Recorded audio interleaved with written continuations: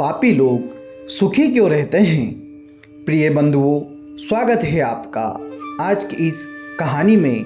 आपने टाइटल देखकर समझ ही लिया होगा कि आखिर हम आज किस कहानी की किस विषय पर बात करने जा रहे हैं। साथियों, यह कहानी है ऋषि व्यास और एक कीड़े के संवाद की।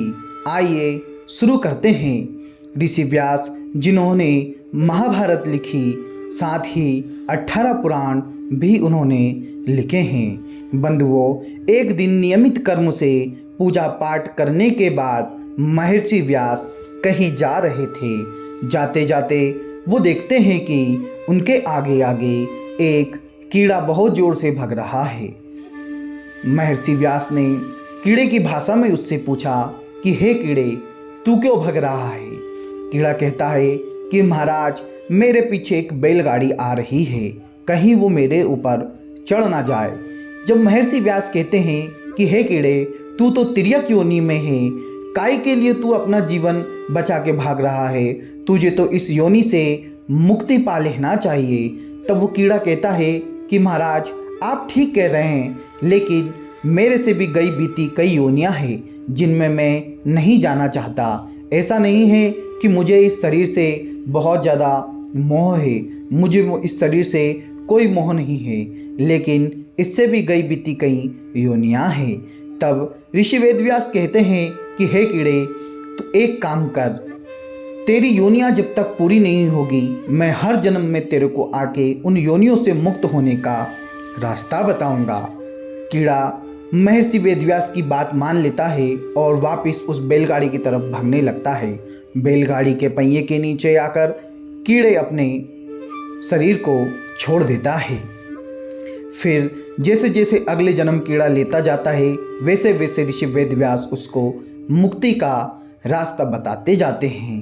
पहले कीड़ा बंदर का जन्म लेता है, फिर मोर का लेता है, फिर कुत्ते का लेता है, कभी वो कौवे का लेता है। सारी योनियाँ पूरी करने के बाद इसके बाद कीड़ा मनुष्य योनि में जन्म लेता है। पहले शूद्र, फिर वैश्य, इसके बाद क्षत्रिय, फिर ब्राह्मण। जब वो ब्राह्मण के कुल में जन्म लेता है तो ऋषि वेदव्यास उसे अपना शिष्य बना लेते हैं, उसे शिक्षा देते हैं। शिक्षा देकर उसे एक उच्च कोटि का ब्राह्मण बनाते हैं। फिर नंद्रभद्र के मन का संदेह दूर करने के लिए ऋषि वेदव्यास इस बालक को नंद्रभद्र के पास भेजते हैं। नंद्रभद्र के मन में एक संदेह था कि पापी लोग सुखी क्यों रहते हैं। यह बालक कहता है कि इस धरती पर 4 तरह के लोग होते हैं। कुछ ऐसे लोग होते हैं जो पूर्व जन्म में तामसिक गुण में दान करते हैं।